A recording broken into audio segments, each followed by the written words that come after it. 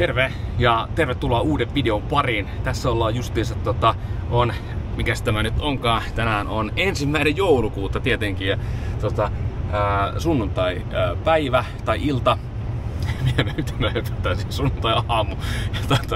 Kello on justiinsa lähestyy tuossa kello 11 itse asiassa, eli siis puolipäivä lähestyy ja Ruunaalle on lähdössä itekseni pariksi yöksi retkeilemään. On luvattu oikein tuommoista kosteeta, inhottavaa nollakeliä, märkää räntää, kaikkea mahdollista. Mahdollisimman hyvä tilanne mennä katsomaan, että miltä se sitten todellisuudessa siellä maastossa näyttää. Eli vähän nautiskelemaan tällaisesta vähän lumisesta alkutalvesta sillä tavoin, kun siitä voi nauttia. Ja tarkoitus on tosiaan siellä kiertää toinen koskikierros, mutta nyt kun tämä minun lähteminen taas yllätys vähän myöhästyi, niin voi olla, että en ihan koko koskikierrosta kerkeä tässä tekemään valosan aikana, näiden parin päivän aikana. 3 päivää siis on tarkoitus olla siellä maastossa, mutta tänään olen siellä suurin piirtein auringonlaskun aikaa, niin aika nopeasti menee leiriytymiseksi ja sitten taas kerran pimeässä ei pysty hirveästi kuvaamaan näillä metsin kameroilla, niin katsotaan kuin käy.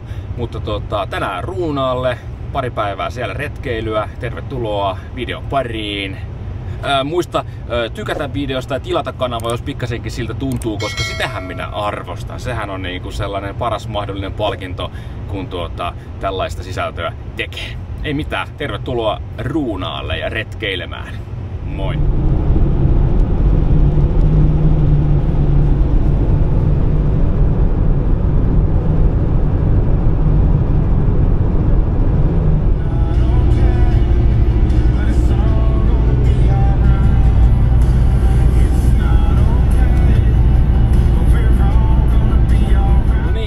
Suhteellisen hämäräähän täällä jo on. Ja oli aluksi menossa tuonne toiseen paikkaan, itse asiassa mikä se on, Kakkinen tai sinne laavulle, ja sitten sinne lähellä on semmonen jossain kilometrin 1,5 päässä joku parkkipaikka, ja olisin sinne mennyt ja sitten siitä mennyt sen Kakkiselle ja sitten lähtenyt siitä kiertämään lenkkiä, mutta se olikin se tie sieltä niin aika pehmeä, loskanen ja semmonen, että nyt sitten mietin, että en uskalla sinne ihan perille asti, kun siinä olisi ollut sellaista pehmeitä tietä, varmaan onko se 9 kilometriä, niin kelit tässä seuraavana päivinä on, niin jätinpä nyt kuitenkin menemättä sitten sinne, niin nyt saavuin tähän Horkka. Tästä on itse asiassa vain 400 metriä nyt tuohon laavulle, eli hämärä tässä just tuleekin. Pistän tässä kamppeet kasaan, menen tuohon laavulle, oon tuossa Horkassa nyt tän ekan yön. Huomenna sitten lähtee kiertämään Ruunaan aluetta jollain tavalla ympäri. Kaikki ylitysveneethän sieltä on jo nostettu pois sen muuta, eli pitää katsoa se reitti semmonen, että kerkiää sen kiertämään nyt tossa. Sitten mulle jäi loppujen lopuksi nyt vaan kuitenkin 2 päivää tuohon kävelyyn, mikä on kaikki tosi hyvin eikä taas mitään hätää, mutta siis se, että tuskin sitä ihan koko koskikierrosta sitten 31 kilometriä siinä 2 päivässä periaatteessa voisi mennä, mutta sitten jos tuolla on tuommoista märkää liukasta, niin sitten se on vähän hitaampaa se kulkeminen. Mutta mennään katsomaan, miltä Horkka näyttää.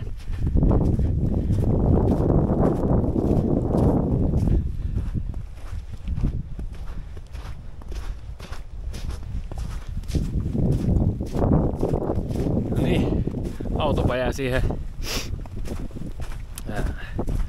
Auto jää tähän Horkkaan parkkiin. Ja nyt sitten Horkan laavulle. Kyllä mahtavaa olla taas muutaman viikon tauon jälkeen niin maastossa ja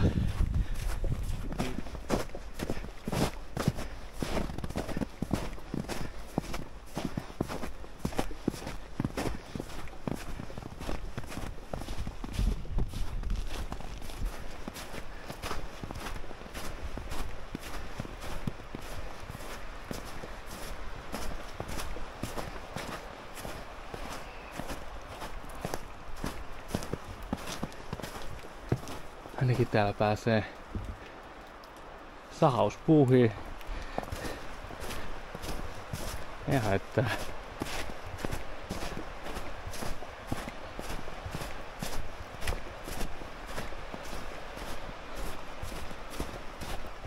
Tässä on Horkan laavu.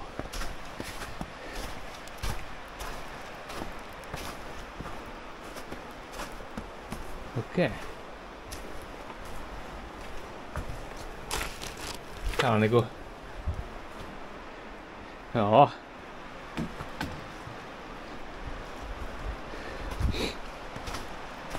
Paljon tyhjiä tölkkejä. Tästä lähtee se on toisellakin puolella laavu.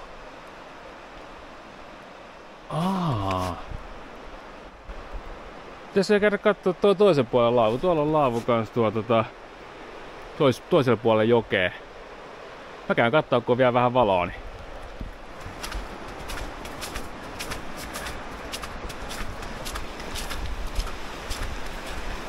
Jotenkin ihastuttavan harmaata ja kosteeta ja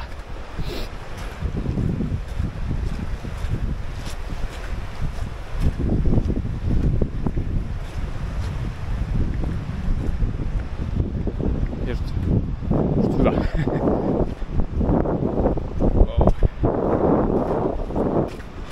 On liukastakin kaiken lisäksi.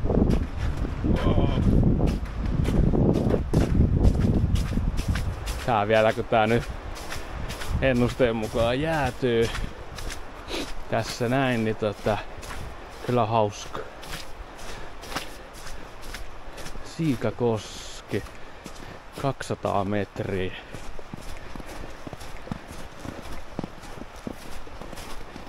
Onks tää toi toinen laavu oli aika täynnä roskia ja tölkkejä ja siellä on joku janonen käynyt. On kuitenkin parkkipaikka niin lähellä, että periaatteessa pitäisi olla ongelmia tölkkien pois viemisestä, mutta niin se vaan ihminen on perusluonteeltaan laiska ja piittaamaton yksilö, joka tuijottaa omaa napaansa ja minkä sitä voi. Joo, tässä on tää Siikakosken laavu. Niin. Onhan tää jo monella mittarilla siistimpi. Ei oo tölkkejä ja ei oo täynnä paperia ja roskaa toi. Etköhän tuokin, mutta tää on hyvä. Tää on suojassa tämmönen syvä laavu. Joo. Just hyvä.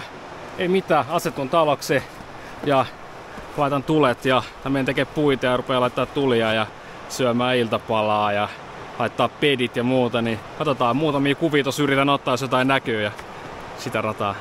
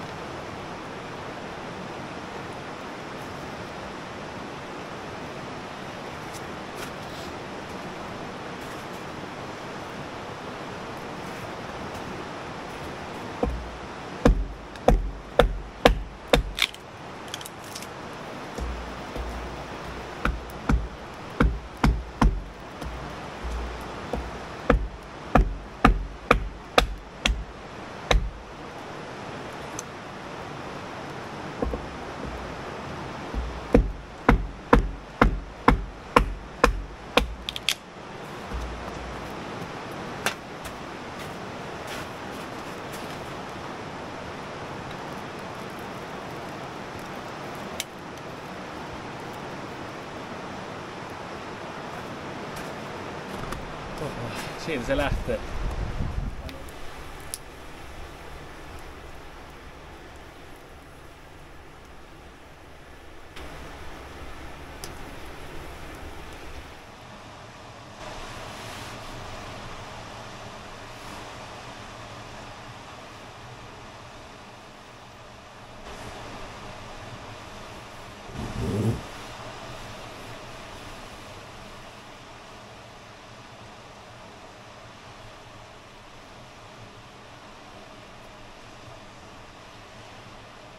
Kaikki vähänenkin lumi on lähtenyt pois.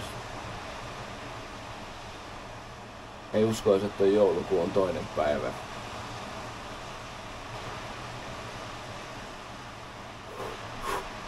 Hengitys ei edes höyry, ihan lämmintä.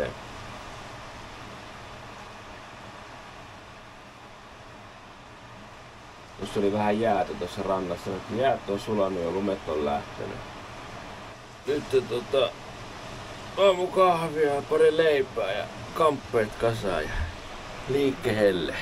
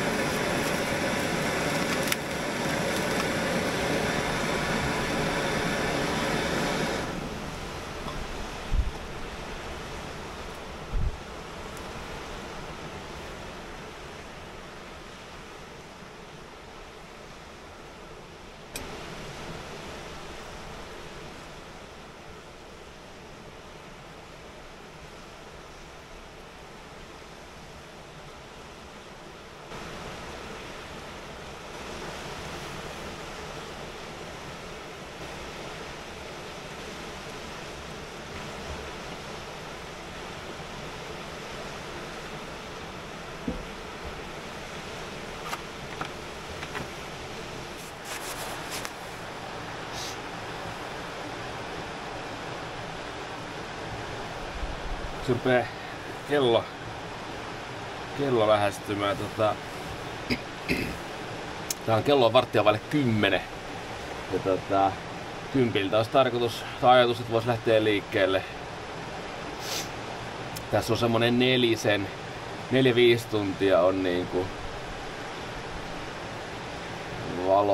valo kautta hämärän aikaa liikkua. Ja kyllä mä tossa kattelin karttaa, että kyllä olisi tarkoitus tänään päästä Kakkiselle. Tästä saattaa käydä niin, että mä menen tänään Kakkiselle ja tuun huomenna samaa reittiä takaisin. Tuossa olisi pystynyt tekemään pienemmän kierroksen, mutta ne ylitysveneet on otettu jo pois. Ne on otettu pois yli kuukausi sitten, vaikka eihän täällä toki niinku jäätä tai nyt on, mutta pakkasjaksohan tuossa välissä oli, eli täällä on ollut talvisempaa, niin nyt ne on pois käytöstä. Niin se tarkoittaa sitä, että pitäisi tulla sitten tuolta aika pitkä reitti. 6,4 näytti lämmintä, eli siis oikeesti kyllä niinku on kyllä lämmin keli. Ja sitten iltaa kohden rupee viilenemään ja sitten alkaa vesisade. Sitä vettä oikeesti tulee, mutta se tulee vasta sit silloin, kun pitäisi olla jo siellä Kakkisen laavulla. Ja silloin karhunpolun reissulla kävin siinä Kakkisen laavulla ja mutta en jäänyt siihen yöksi. Niin se oli mun mielestä hieno paikka. Mä muistan, että se oli semmosen niinku sen, vähän niinku se joki siinä alhaalla ja sitten se on siinä niinku harjun tai semmosen niinku harjun päällä siinä se laavu. Sitten siinä oli tosi jotenkin tasasta ja semmoista suojaisaa. Muistan vaan, että se oli niinku nätti paikka kesällä ainakin, niin jotenkin, se on nyt niinku tavoite.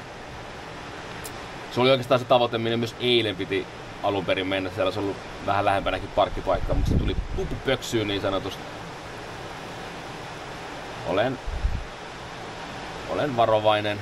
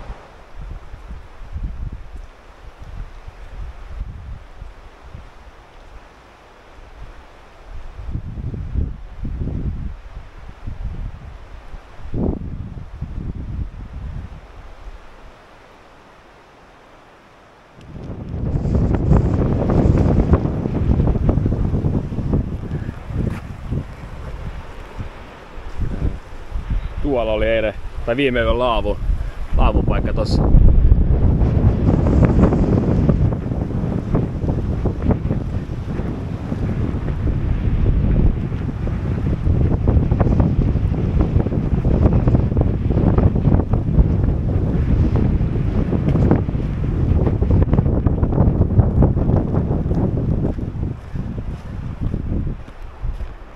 Ja silleen hauska eilen kun tästä kävelin, niin tää oli ihan lumessa tää kaikki. Tää oli lunta aika puolella, nää polut tässä oli lumessa ja kaikki on sulanut pois. No, tää on tavallaan ihan ok. Nyt sitten kun näin kerran on, niin tästä nautitaan. Eipähän nääkin oli eilen tässä nää. Tän rinteen tuli alas, niin pari porrastusta oli lumessa ja jäskätiet kaatuuko, mutta nyt on vähän parempi kulkea taas. Otetaan ilo irti. Tässä oli tää toinen laavu, mihin aluksi pöllähdin eilen illalla. Tai siis pimeän tulossa, ei mikään ilta ollut. Tää oli vähän sotkusempi. Tölkkejä ja lehtiä ja roskaa paljon. Ja molemmilla laavuilla tommonen joku savustuspönttö. Tää näyttää ihan uudelle vielä kaiken lisäksi. Joo. Kalastuskohde ja savustuspönttö, niin mikä siinä? Hyvä, hyvä. Mut nyt lähdetään kohti Kakkista. Kavereiden kesken vaan Kakkinen.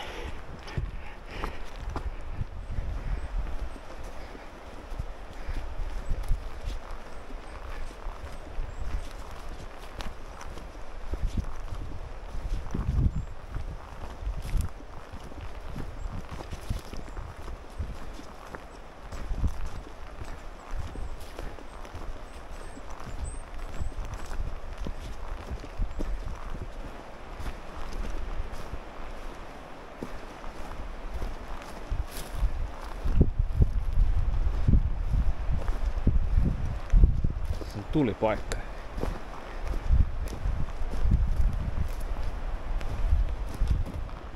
Ahaa. Tää oli valmiiksi. Tulipaikalla näköjään valmiiksi sahatut puut. Tääkin ihan nätti paikka. No on. Siellä on joku kalassa.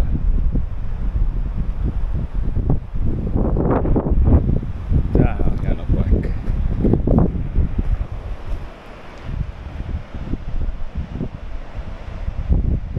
Oikein kiva.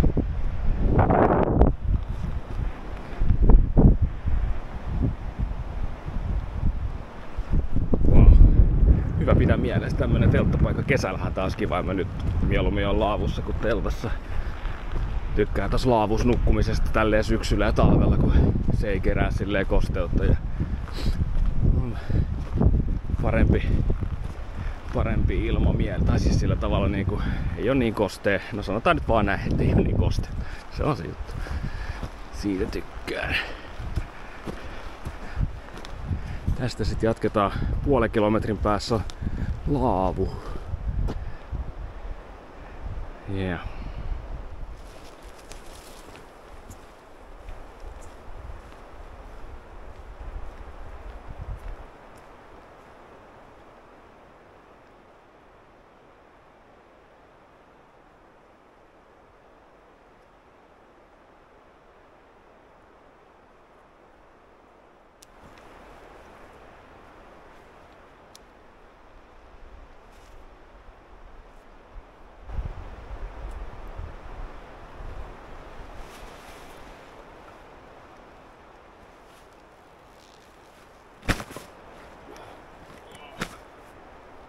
On kyllä lämmin. Mulla on kenkä. On kyllä lämmin tuuli puhaltaa.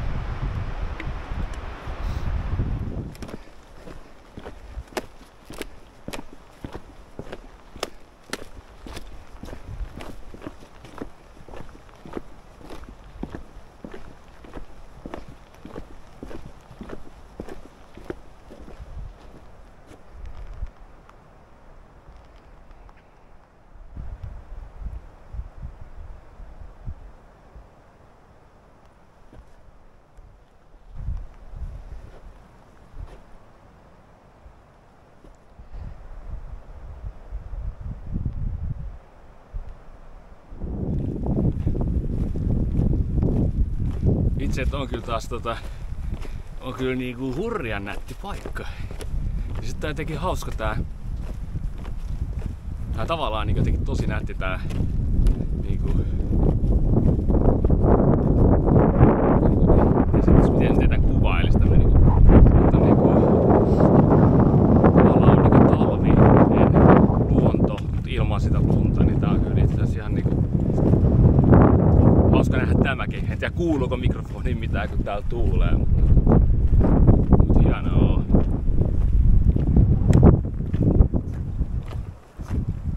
Wow.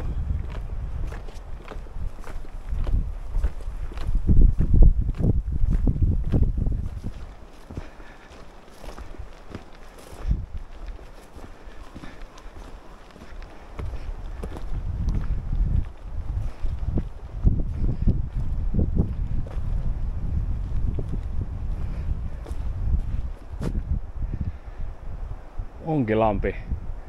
Hieno laavu. Hienossa paikassa. Ja silmiinpistävää on myöskin, että nuotio paikka on riittävän lähellä laavua, eli tuossa voisi ihan oikeasti istuskella laavulla ja olla tulilla, ettei ole rakennettu. Aika usein nykyään näkee sen, että se tulipaikka on aika etäällä laavusta, mikä on tietenkin ihan ymmärrettävää, kun nyt laavuja, niin kuin tääkin on aika tumma sitten. Hyvin telttapaikka, oikein nätti paikka. Tähän ei suinkaan jäädä, vaan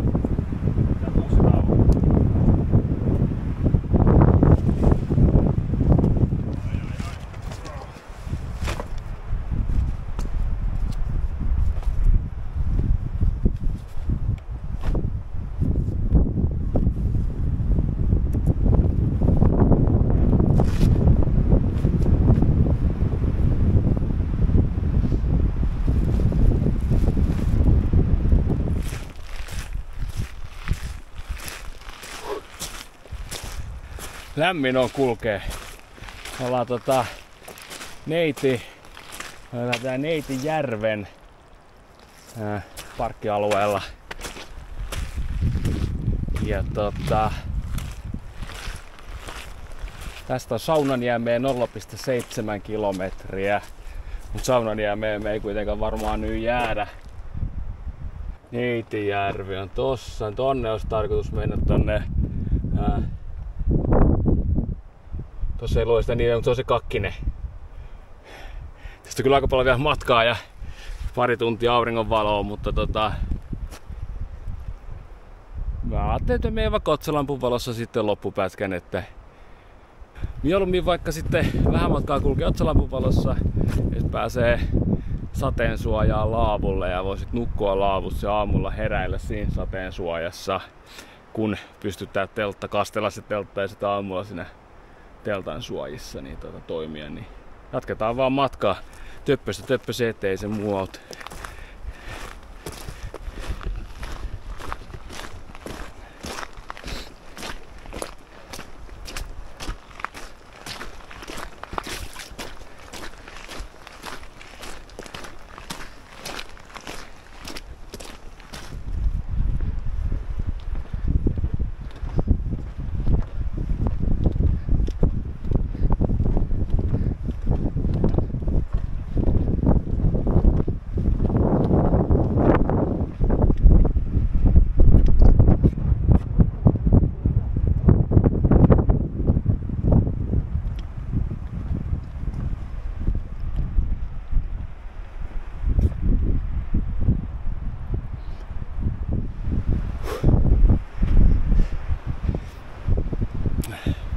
Huuhkajan vaaralle just nousi ylös.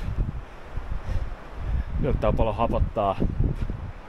Huomaa, että on nyt vähän vähemmän tullut sellaista fyysistä rasitusta viime kuukausina. Suunnitelman muutos. Multikaisen Karille on tästä vielä 5,3. Otapas nyt. Jees. Katselin tuossa karttaa ja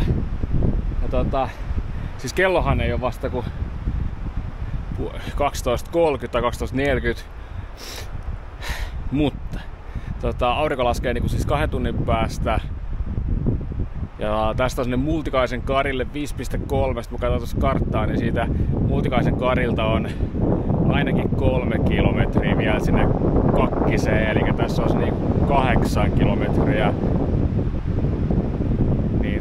Ei 8 kilometriä pysty kyllä tässä nyt menee, varsinkaan silleen, että pystyisin huomenna tulee takaisin sieltä, että jos tää tulee pakkanen ja rupeaa tulee lunta, niin mä pääsen pois sieltä ennen pimeä tuloa autolle ja sitten näin, niin nyt tää jää vähän torsoksi tää taas, mutta se ei haittaa. Nyt mennään kattoo, tässä on sellainen näköalatorni, missä tossa käyn kattoo näköalatornia. Sitten lähdetään Saunanjärveen, tästä kilometri menee sinne laavulle, rupeaa tekemään lounasta, puita, keittää päiväkahvit, nautiskella, kuunnella tuulen huminaa. Ei tää missään nimessä huono reissu ole, mutta oli jotenkin, nämä päivämatkat ei tunnu pahalta, mutta kun nämä päivät on niin lyhkäisiä ja sitten tietenkin kun tässäkin on nyt, ei nyt ihan täyttä vauhtia jaksa kävellä, niin näin se ei käy, mutta ei mitään, mennään tuonne ylös kattoo.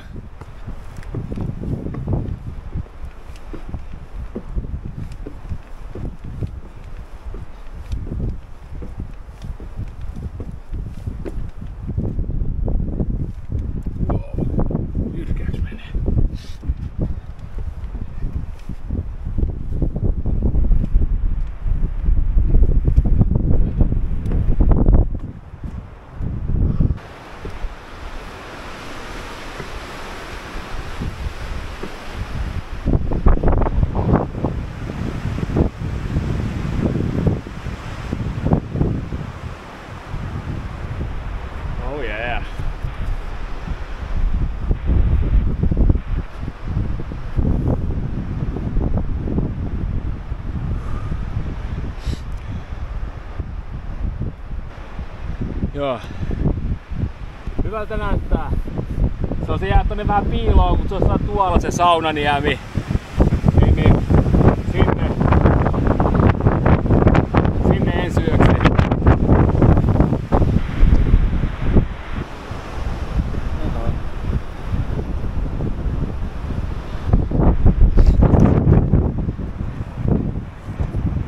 No nyt tippu toi. Laitoin sen tuohon vähän reunalle, niin mä ajattelin, että ei se siitä nyt tuulesta tippu ja hajos toi. Jännä, että magneetti ei irronnut, ennemminkin hajos toi liitin tosta, mutta tää kattoo. Jollain jesarilla sen korjataan ja loppureissuksi.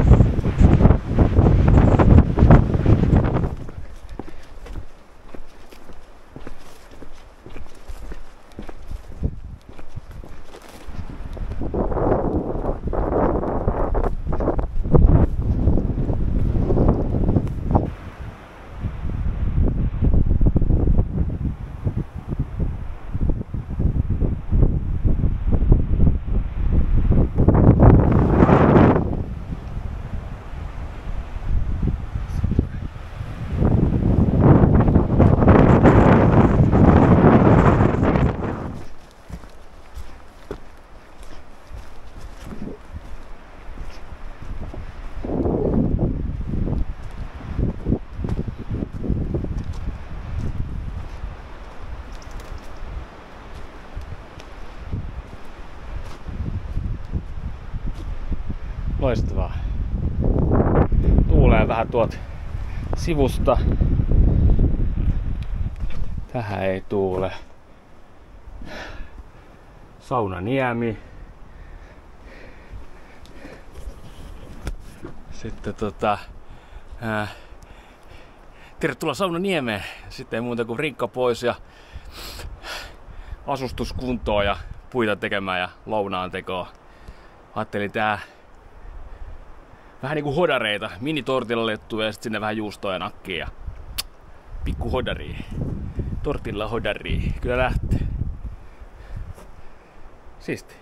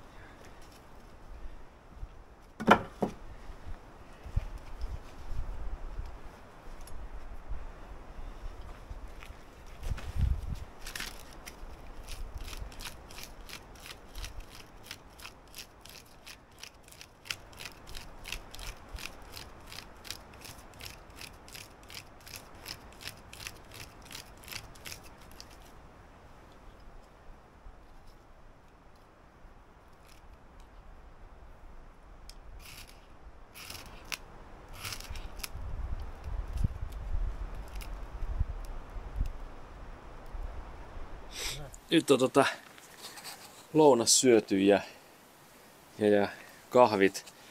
Keitin lounaan jälkeiset jälkiruokakahvit. Ja hämärä rupeaa saapumaan.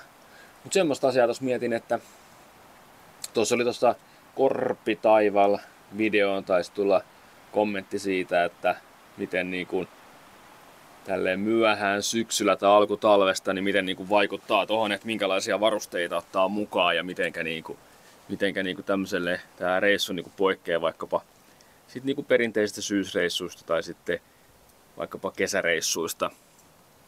Niin ehkä itselleni sillä tavalla, että niinku varusteista, jos ajattelee mitä ottaa mukaan, niin ainakin niinku kumisaappaat kenkänä, niin toimii musta hyvin, että kun on märkää ja voi olla, että on pitkoksia veden peitossa ja muutenkin sitten se tuo semmoista tietynlaista mukavuutta tuohon kulkemiseen, kun sit pystyy niinku luottamaan siihen, että pärjää sitten vaikka siellä maastossa olisi pikkasen kosteempaakin. Ja varsinkin tänä syksynä ja alkutalvesta, kun ne lämpötilat on sahannut ja ollut märkää, niin kumisaappaat on toiminut siihen tosi hyvin. Sitten oikeastaan toinen iso ero on sitten toi makuupussi. Eli itse on nyt, mulla on talvipussi, mikä on suhteellisen kompaktiin pakettiin menee. Niin ihan sillä talvipussilla on nää nyt sitten. Eli nytkin vaikka ei hirveän kylmiä öitä tässä ollut luvattu, niin makuupussi on kuitenkin -30 asteeseen. Eli viime yönäkin tossa niin makuupussi oli auki. Mulla oli tää villapaita päällä, kun se illalla jäi tuohon päälle, niin sit makuupussi oli auki ja mulla oli siinä ihan mukavaa. Ehkä jos yöllä voinut ottaa tämän villapaidan pois, niin olisi ehkä voinut olla, että olisi saattanut ehkä nukkua vielä sit niinku paremmin. Mutta se, että makuupussi on lämmin. Makualusta mulla on ihan sama kuin syksyllä. Kun mä rinkkaan pakkaan kamppeet tämmöiselle reissulle, niin mä mietin kyllä vähän tietenkin sitä kokonaispainoa. Mutta kun automaattisesti päivämatkat jää lyhkäisimmiksi, kun valon määrä on pienempi, niin sitten myös ajatellut sen niin, että mä en sit niin kun, että säästelen niissä tavallaan niissä lämpimissä varusteissa. Mutta muuten mulla kyllä niin vaatteet on. No mä ehkä suosin syksyllä aika paljon villaa, että on niin villahousut, villapaita. Ja kaikki itse asiassa nytkin on villasukkaa, villakalsarit, villasormikkaat, villapipo itse asiassa on keinokuitu nyt, mutta aika paljon suosin villaa, koska se on mun mielestä ei se haittaa, vaikka jos on kosteekeli tai muuta, niin tää villahan, niin kun tää vapaasti hengittää, niin tää kuivuu hyvin päälle ja tää on niin eristävä ja lämmin vaate. Eli villaa suosin kyllä paljon. Sitten mutta tosiaan niin makualustassa pidän sitä samaa kuin syksyllä, että se on niin riittävä muutamiin pakkasasteisiin ja sitten vielä kun siinä on se solumuovialusta, niin se kompona kyllä on niin riittävä. Mutta makuupussi on talvipussi. Ja mulla on tosiaan se Thermarestin Polar 30.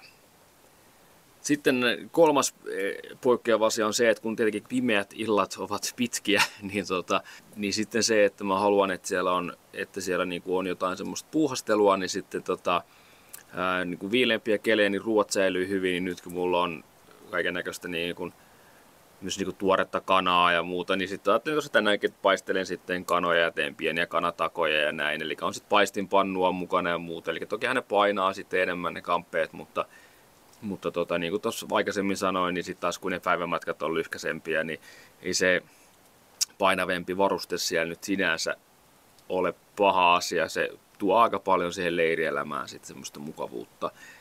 Eli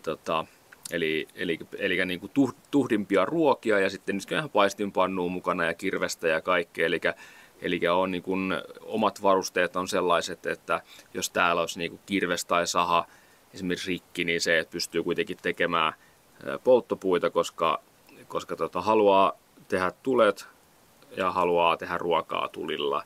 Ehkä vielä viimeinen asia on ehkä just se, että tämmöistä niin jotain lyhtyy tai muuta, että on semmoista valoa, että pystyy touhumaan. Että yleensä mulla on 2 otsalampua ja toi lyhtyy, nyt toinen otsalamppu oli jäänyt pois vahingossa, mutta semmoinen pieni se Petslin pindi, mikä on muutenkin niin kuin aina mukana, niin se yleensä on taskussa, että sitten jos tulee niin kuin hämärä hetki yhtäkkiä tai näin, niin onpahan ainakin se valo, millä pystyy kaivaa enemmän valoa.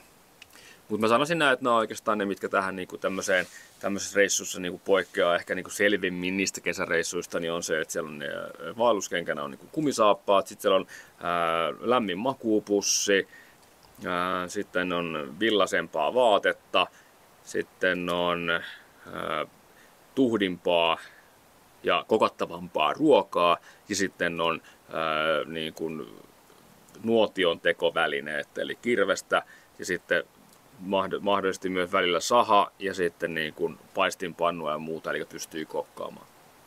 Ne on oikeastaan ne isoimmat, mutta sitten niin, no sitten vielä semmoinen juttu, että toki niin kuin aina pyrin valitsemaan myöskin nämä niin tähän aikaan vuodesta niin nämä leiripaikat ja reitit sillä tavalla, että se olisi niin kuin laavu. Tykkään, että tämä laavu on ihan niin kuin todella hyvä tähän yöpymiseen sen takia, että tämä ei kerää kosteutta sillä tavalla. Tämä on paljon niin kuin jotenkin ilmavampi, varsinkin kun ei mitään hyönteisiä eikä mitään, niin tämä on mun mielestä tosi hyvä. On mulla nytkin siis semmoinen jonkunnäköinen, mulla on se Gossamergiarin teltta, se on yksikerrosteltta mukana, että jos jostain syystä laavu ei olisi käytettävissä tai no, jostain syystä laavu ei olisi käytettävissä, niin sitten se, että voisin pystyttää sen teltan tuohon viereen.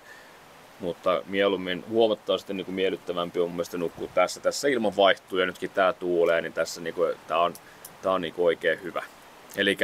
Eli se on ehkä yksi semmoinen, mitä pyrin ottaa huomioon, kun valitsee niin kuin kohdetta, mihin lähtee niin kuin retkelle tai vaeltamaan niin kuin tähän aikaan vuodesta. Siinäpä ne. Ja saa kysyä, jos tulee jotain muitakin kysymyksiä mieleen ja näihin tämmöisiin niin rohkeasti vaan kommentteja ja kysymyksiä. Eli on suurella ilolla ja kunnialla ja mielellään vastaa erilaisiin kysymyksiin. Ja vielä kivempaa, jos niistä on jollekin jotain hyötyä.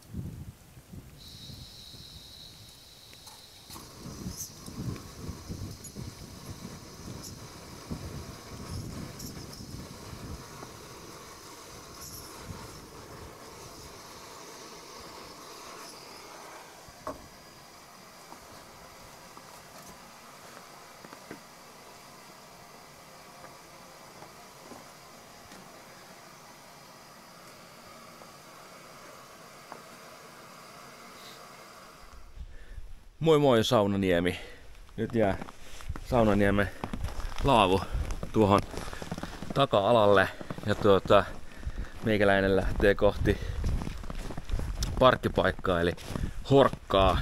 Ja kevyt lumipeite on tullut maahan, mikä on tietenkin tosi nätti. Ja nyt täytyy vaan toivoa, että noin pitkospuut ei ole kamala liukkaita. On mulla kuitenkin noin irtonastat mukana, ettei se nyt sinänsä ole ongelma. Illalla huomasin myöskin, että kumisaappaat oli hajonnut kantapään alta se rakenne. Siellä on semmonen aika paksu se kantapään alla oleva rakenne, niin se oli jotenkin tosi pehmeätä ja se pohja oli mennyt sieltä läpi. Mä ihmettelin, kun se illalla tai eilen tuntui silleen jännälle se kävely. Mutta katsotaan kuinka sekin kestää. McKinseyn halvat kumisaappaat taas kerran todistaa sen, että halvalla ei saa hyvää. Mutta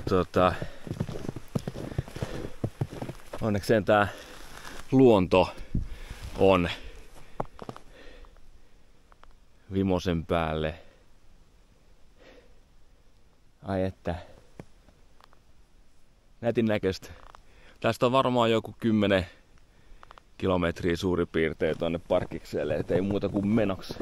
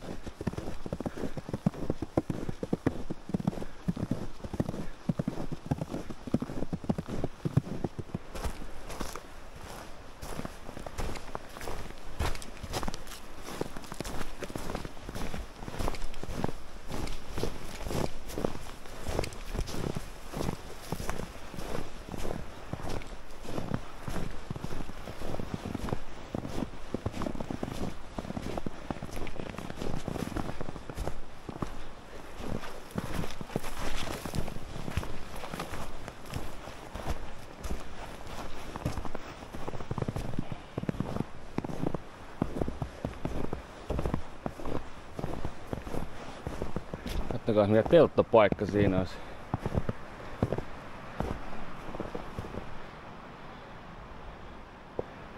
Ei hassumpi.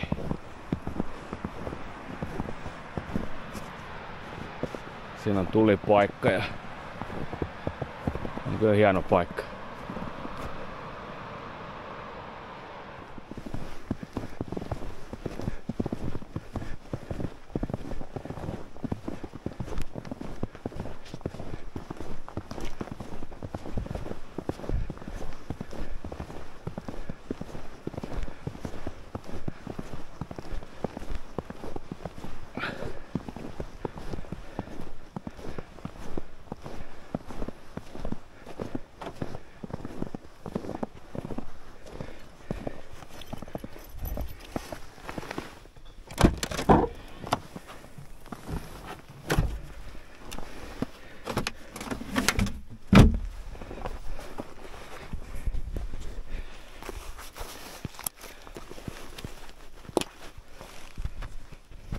Toisella puolella on kengät.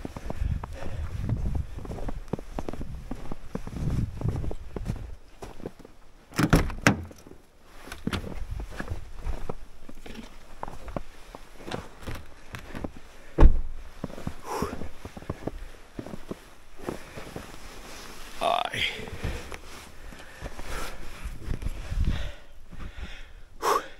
Kohta laitetaan auto lämpiämään ja sitä ennen vaihdetaan kengät ja muutama sana. Sellainen oli Ruunaan 2 yön ja oikeastaan kahden vaelluspäivän reissu. Aika lailla erilaiseksi taas jäi reissu, kun oli suunnitellut, mutta edelleenkin tärkeintä on aina se, että lähtee, mitä väliä sillä on, että minkälainen sitten reissusta loppujen lopuksi tulee. Ja tässä nyt sen verran, että reissuja on tullut tehtyä, että sen nyt on itse huomannutkin, että turhaa asettaa ihan liiallisia paineita siihen itse reissuun. Tärkeintä on se oleminen ja meneminen. Aina kannattaa miettiä, että mikä on se ykkössyy, miksi lähtee sinne maastoon. Suorittaa pystyy muussakin elämässä, tai suorittamista on muukin elämä aika täynnä, niin retkeily on ihan hyvä pitää sellaisena perusasioiden äärellä olemisena ja semmosena mukavana, leppoisena tekemisenä. Muista tilata kanava, tykkää videosta, kommentoi, jos on jotain kommentoitavaa, arvostan kaikkea liikehdintää hyvin paljon ja käyhän kurkkaamassa myös villiluonto.fi, sieltä löytyy nyt jo tällekin talvelle, mutta varsinkin tuosta ensi kesästä alkaen, niin siellä on paljon hauskoja reissuja luvassa, missä sitten toimin toimin oppaana ja ne järjestetään yhteistyössä Partioaitta 365 klubin kanssa. Käy kurkkaamassa villiluonto.fi. Tästä itse kohteesta vielä sen verran, että mä oon ikinä täällä. Tämähän on nyt sitten niinku jonkunnäköistä, niinku, onko tää niinku sitten ruunaa, kaakonreunaa, kaakkoisreunaa tai jotain sen tyyppistä. Niin mä en oo täällä koskaan aikaisemmin liikkunut, hyvännäköistä maastoa. Toi koskikierros vaikuttaa mukavalle kierrokselle. Pitää tulla keväällä, ehkä toukokuussa. Pitää käydä tekemään tää reissu. Taas kerran kun on valoa enemmän ja muuta, niin tuntuu siltä, että tää varmasti olisi ihan kiva. Mut hei, ei mitään, oikein mukavaa joulukuun jatkoa. Ja muistakaa retkeillä, muistakaa ulkoilla, pitäkää itsestänne huolta. Nähdään. Moi moi!